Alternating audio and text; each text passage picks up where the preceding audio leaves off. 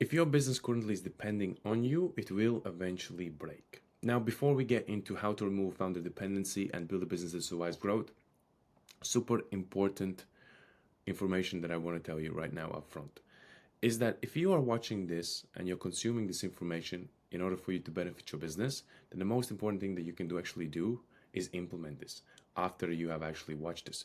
Because I have seen so many times when a lot of entrepreneurs would go on YouTube, they would watch and consume so much information, but they don't actually take action.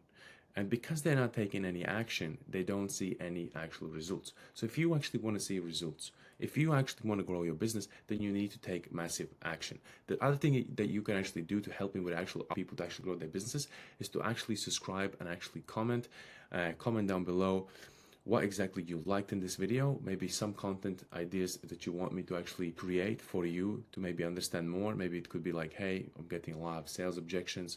Could you make a video about that? And I will make a video about that as well.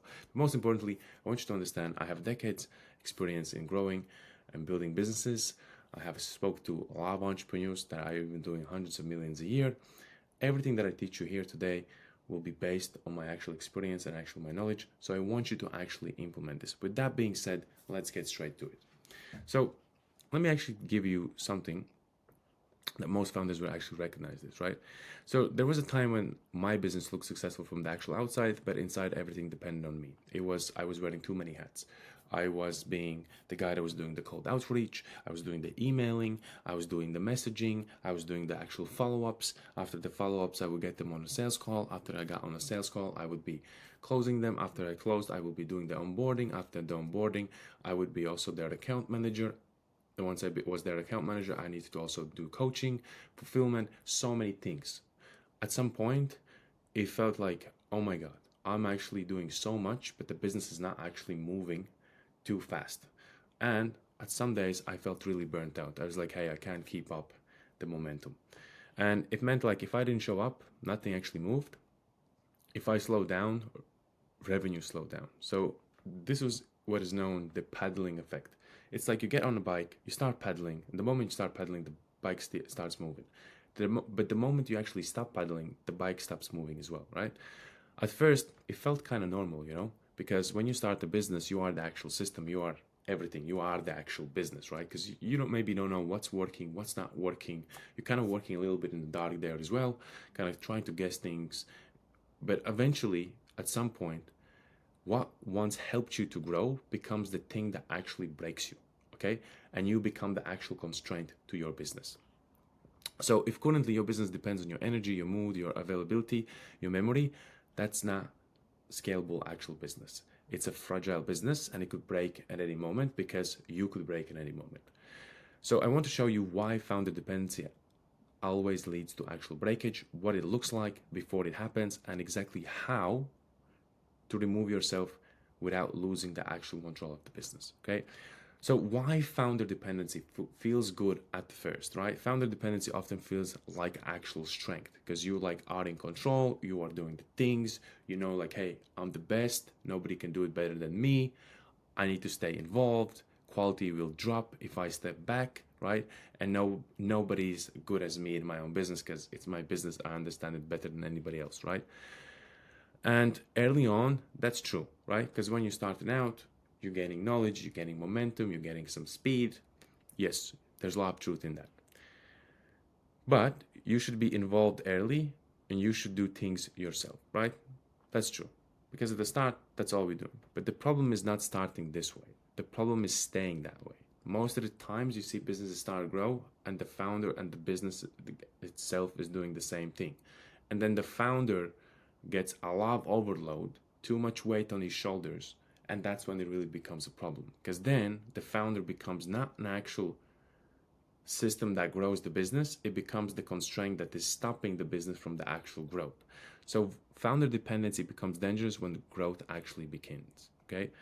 What founder dependency actually looks like is most founders don't realize they are the actual constraint, they are the actual bottleneck inside of their business. So here are some real signals and some real signs what actually looks like when the founder is the actual bottleneck or when the founder is the actual constraint.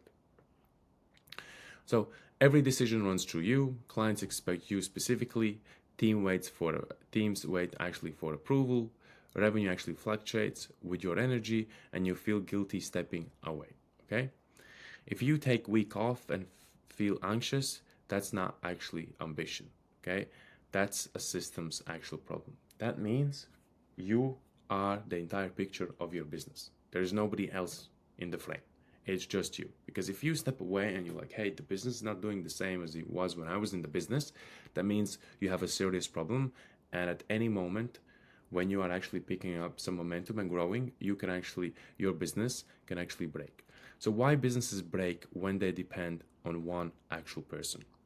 Businesses don't break suddenly, they crack slowly. Okay, so here's why dependency causes failure. Scale increases complexity. Okay, complexity increases actual decisions overload one person, quality drops, speed slows, and stress increases. And with stress increases, you start to panic. More emotional actual decision making. More emotional decision making means you're working more in the actual dark. The more you work in the dark, the more panicking, the more panicked you actually start to be, and the more you again start to panicking, everything starts to kind of double drop from there. Okay, at that point, growth starts really heavy, confidence erodes, and burnout becomes, like, I would say 80% more likely you're gonna be burnt out. Because I was at exactly that same point. So the business doesn't collapse because you are a bad person or because you're a bad operator, or it collapses because no structure exists to actually replace you. Okay. And so I have seen many times when speaking to the business owner is doing everything, and they're like, hey, I'm 75K a month. I can't get past 75K a month. And we kind of look at the entire structure, we go deeper a little bit in the business, and then I understand, hey, the business owner is the actual constraint that's stopping the business to go farther than 75K a month. And the moment you kind of take that business owner, you remove him, let him step away, you put the right people in, the right systems in place, the business just scales. Like, we had a story that we had a client, he was actually doing 75K a month. He was doing everything, like fulfillment and everything. He said, like, hey, at some points I even need to reject clients because, like, I know if I'm going to take that client, I can't help the other clients.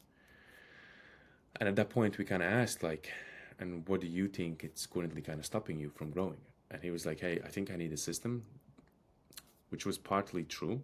But most importantly, what he needed to step away from actual business and build systems and people inside a business that helps him to actually grow. We did that for him, and he went from 75K a month all the way to 545K a month, just because he had the right systems in the right place, and he had the right people in the right place as well, right? So the business doesn't collapse because you are bad. It collapses because no structure exists to actually replace you.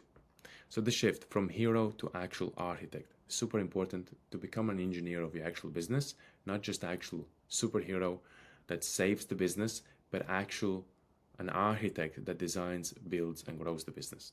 At some point, every serious business builder must shift actual roles, right? You move from just doing the work to designing how the work gets done. This is the hardest transition because it requires letting go of control, identity, and actual ego. But without this shift itself, without you shifting from control, your identity, and ego, and letting go, scale will stop. So what removing yourself actually means? Removing yourself does not mean disappearing, losing quality, or trusting blindly. It means replacing memory with actual documentation, replacing emotions with actual process, replacing a reaction with actual systems. You're not stepping away, you are stepping above. So, the 4 areas where founders must remove themselves. Number 1, client acquisition. If if leads depend on your posting, networking, or energy, growth is capped, right? So systemizing lead sources, messaging, qualification, and actual follow-ups. Sales, right? If only you close the deals, scale also stops. Because, like, how many can you take so much calls, then do the fulfillment and everything, and then still run the strategies? I don't think so. Because you may say, yes, I can do that, and that's all great, but I don't think that you can maintain high quality, the same quality. I mean, like, if you today go out and you start working on your business and you're investing 80% inside of your business, can you do 80 to 90% in 3 to 5 years? Probably not. So if only you can close deals, scale will also stop. I have experienced that as well. So systemize your qualification, call structure, decision frameworks, and actual follow-up logic. Then next thing is dependency. So if results depend on your presence, burnout is certain.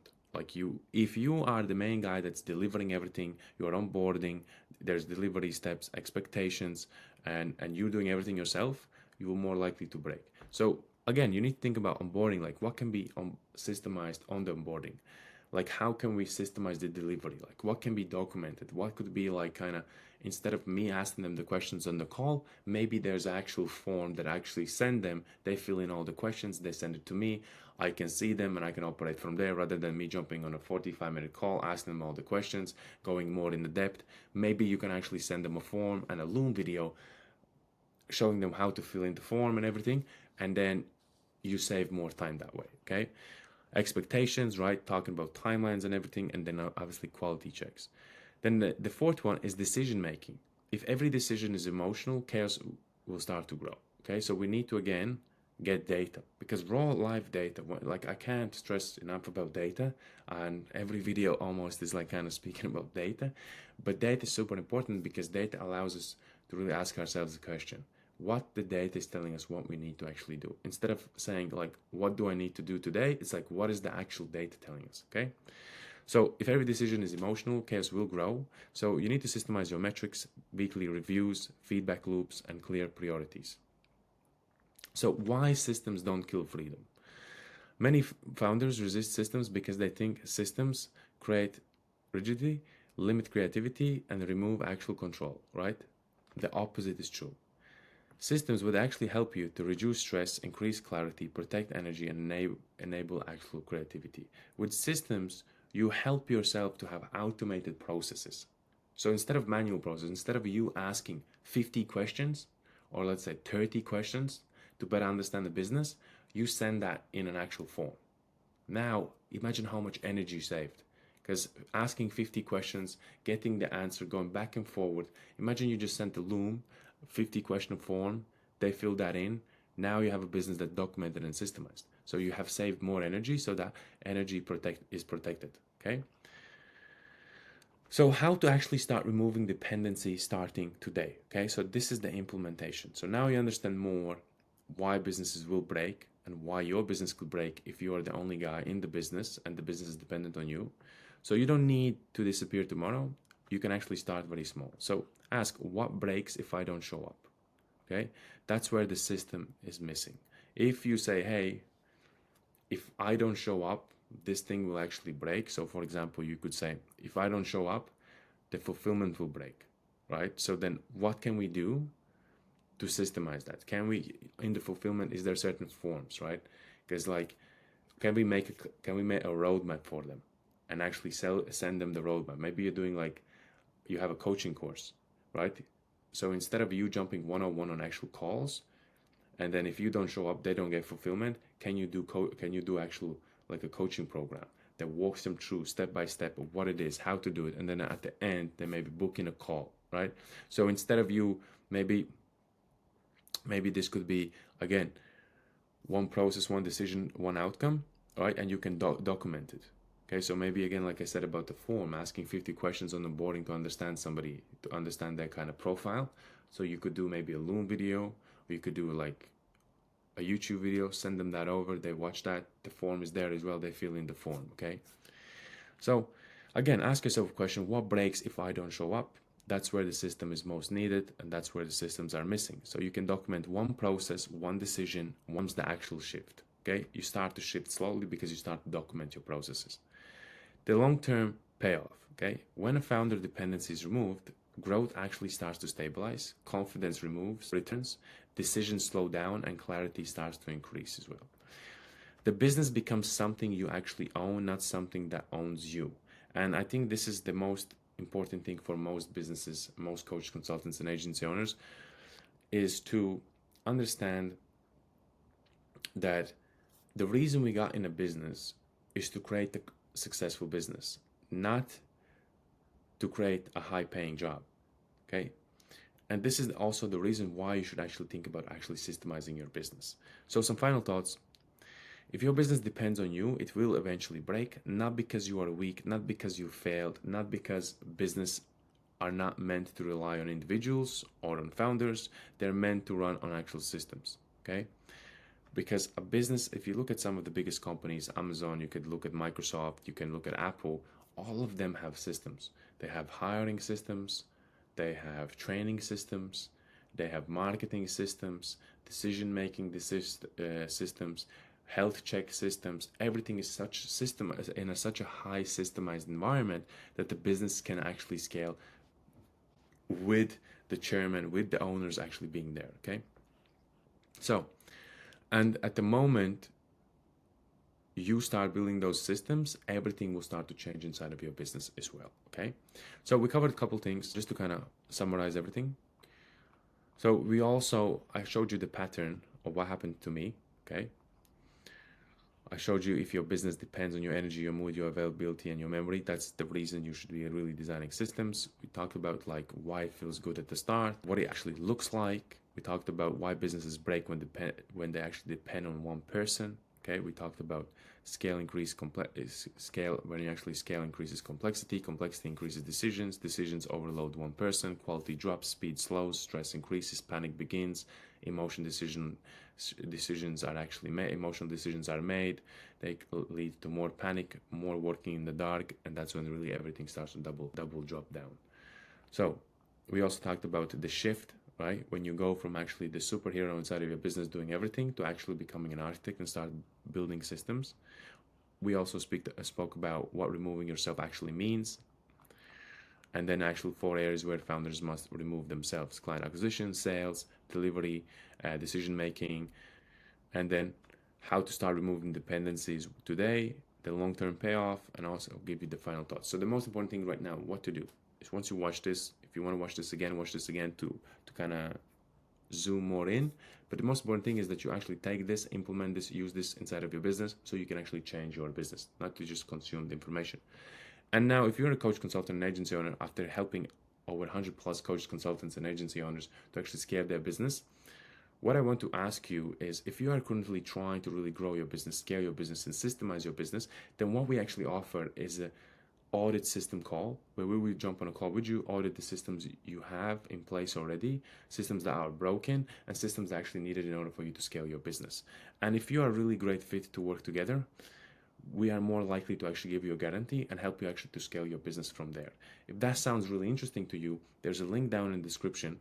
You can click on that link, schedule a quick system audit call, and from there we will actually help you to understand what are the best steps for you to actually get your business to where you actually want. But with that being said, this drop massive value on you today, I hope, and I know that if you implement this, your business will change.